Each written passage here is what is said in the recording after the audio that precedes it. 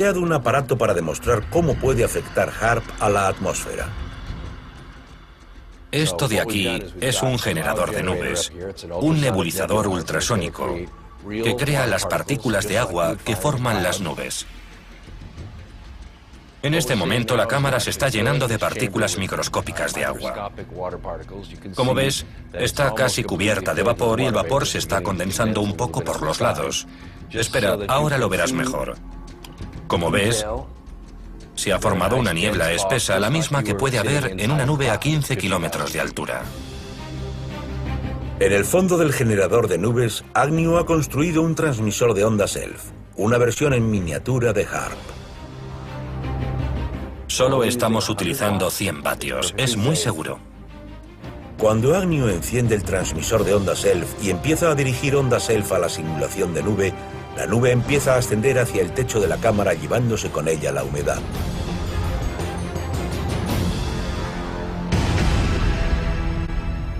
Bájate para verlo y mira esta capa que está por encima de la antena. La antena está empujando a las partículas de agua hacia arriba, justo lo que hace HAARP.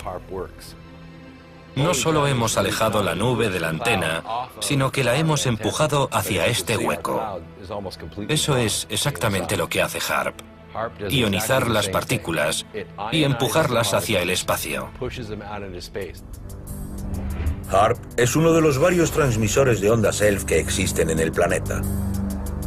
Estados Unidos posee y mantiene en funcionamiento 3. Uno en Gacona, en Alaska, otro en Fairbanks, en Alaska, y otro en Arecibo, en Puerto Rico.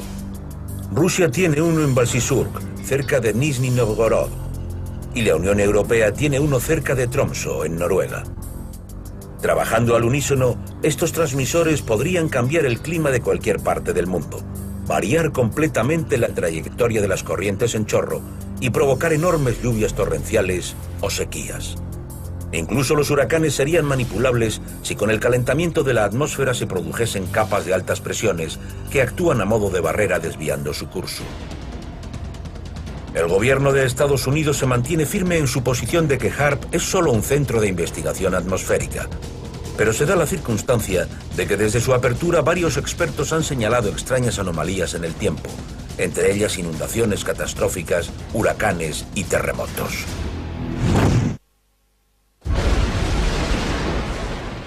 HAARP entró en funcionamiento en 1994 y su construcción continuó hasta 2007. En total se conocen 5 calentadores ionosféricos en el planeta, entre ellos HAARP. Es posible que además existan otros 20 calentadores ionosféricos en todo el mundo.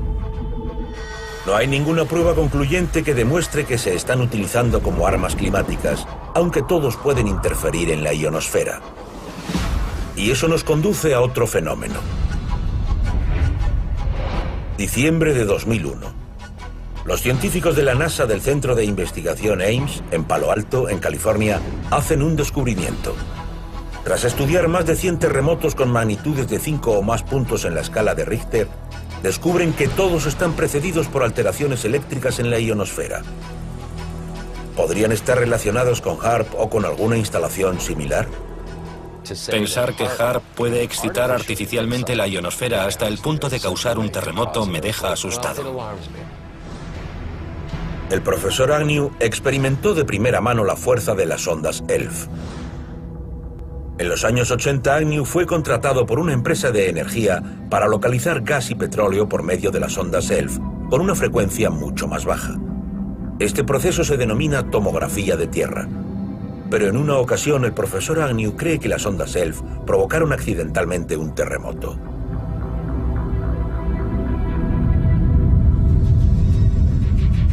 Fue en la primavera de 1987. Llegamos a Roseburg, en Oregón, para utilizar la tecnología ELF en la búsqueda de gas y petróleo. Mientras montábamos los equipos, obtuvimos unos resultados que no esperábamos, porque en el instante en que empezamos a emitir ondas, se produjo un terremoto de entre 4 y 4,5 puntos en la escala de Richter. La relación causa-efecto nos dejó a todos sorprendidos. Era una zona con una alta propensión a los terremotos. Se llama la interplaca del noroeste del Pacífico y no tuvimos más que encender los equipos para que se produjese uno. El profesor Agnew nos demuestra cómo pudimos generar el terremoto. Esta es una maqueta a escala del terreno en el que hicimos prospecciones de gas y petróleo en 1987. Este estrato de aquí representa la interplaca situada bajo la superficie. La roca representa el potencial de energía que se puede desencadenar sometiendo el terreno a tensión tectónica. Ahora vamos a emitir ondas ELF y demostrar que estas ondas pueden generar un terremoto. En este caso, el profesor Agnew utilizará unos altavoces estéreo para producir las ondas ELF que necesita en su demostración. Las ondas ELF, las ondas de frecuencia extremadamente baja, son como las que salen de los bafles de graves en el coche. Se pueden sentir. Las ondas ELF son iguales, hacen que la Tierra vibre y a determinada frecuencia pueden tener efectos devastadores. Cuando se encienden los bafles, las ondas ELF empiezan a propagarse. La arena empieza a registrar pequeñas vibraciones. Luego, unos segundos más tarde, la roca que representa el lugar de una falla se desplaza. Como ves, en pocos segundos, la frecuencia de resonancia alcanzada en la maqueta libera la energía que desplaza la roca. Las consecuencias a escala real se habrían sentido en cientos de kilómetros a la redonda. Estas condiciones están en la Tierra. Lo único que hace falta es la energía que desencadene el terremoto. Esto es a pequeña escala y solo estamos utilizando 30 vatios. Cuando el campo de antenas de HAARP en Gakona, en Alaska, emite pulsos de ondas ELF a la ionosfera, las ondas rebotan y atraviesan la Tierra y el océano. Si se dirigiesen de manera deliberada o accidental 3,6 millones de vatios de ondas ELF a una falla inestable, según el profesor Agnew, podría producirse un gran terremoto.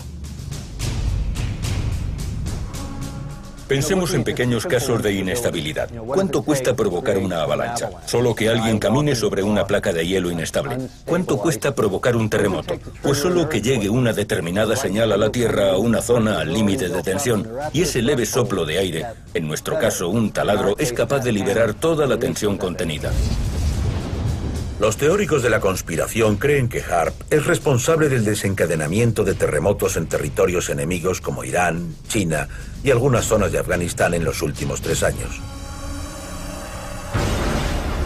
Pero el sorprendente potencial de HAARP no termina aquí. Algunos dicen que está vinculado a extraños fenómenos que ocurren en la atmósfera.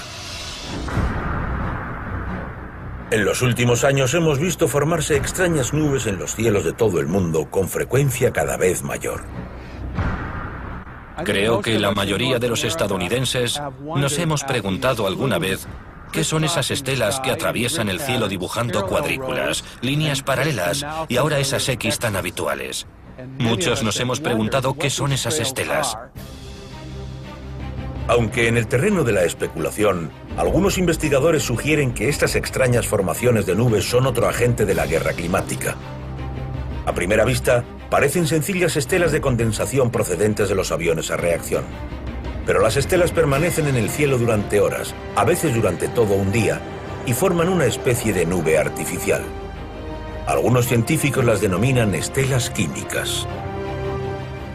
Las estelas químicas son un agente químico que dispersan los aviones cisterna de las Fuerzas Aéreas de Estados Unidos de manera deliberada. Will Thomas ha escrito un libro sobre las estelas químicas. Desde finales de los 90, Will ha trabajado de cerca con otro periodista investigando estas extrañas formas que aparecen en el cielo. Hay un miembro de la Federación de Aviación, un alto cargo gubernamental, a quien llamamos Deep Sky, que puede confirmar la verdad de las estelas químicas. Esta persona ha descrito un programa que consiste en dispersar estelas químicas a elevada altura en los espacios aéreos restringidos, lejos de los vuelos comerciales que rodean o pasan por debajo de los aviones cisterna de las Fuerzas Aéreas de Estados Unidos. La teoría es que estas estelas químicas son parte del programa HAARP. El objetivo consiste en dispersar óxidos de metal en el aire sobre territorio enemigo y luego dirigir las ondas ELF hacia esos óxidos de metal, de forma que la temperatura del ambiente se eleve a más de 37 grados centígrados e impida la acumulación de agua que daría lugar a la formación de nubes y a la lluvia.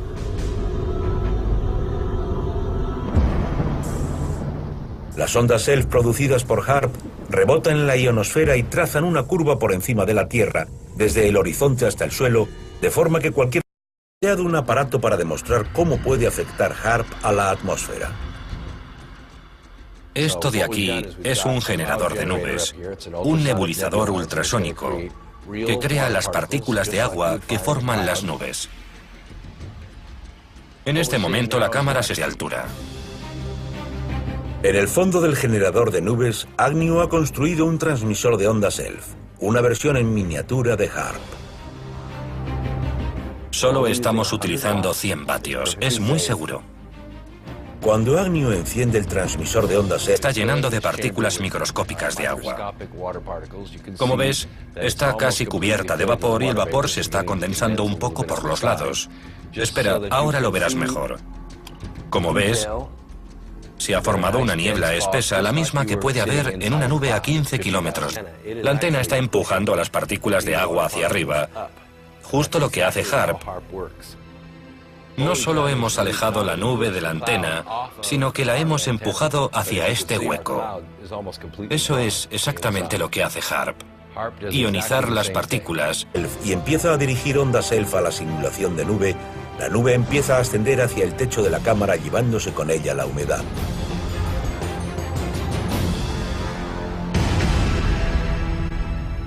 Bájate para verlo. Y mira esta capa que está por encima de la antena.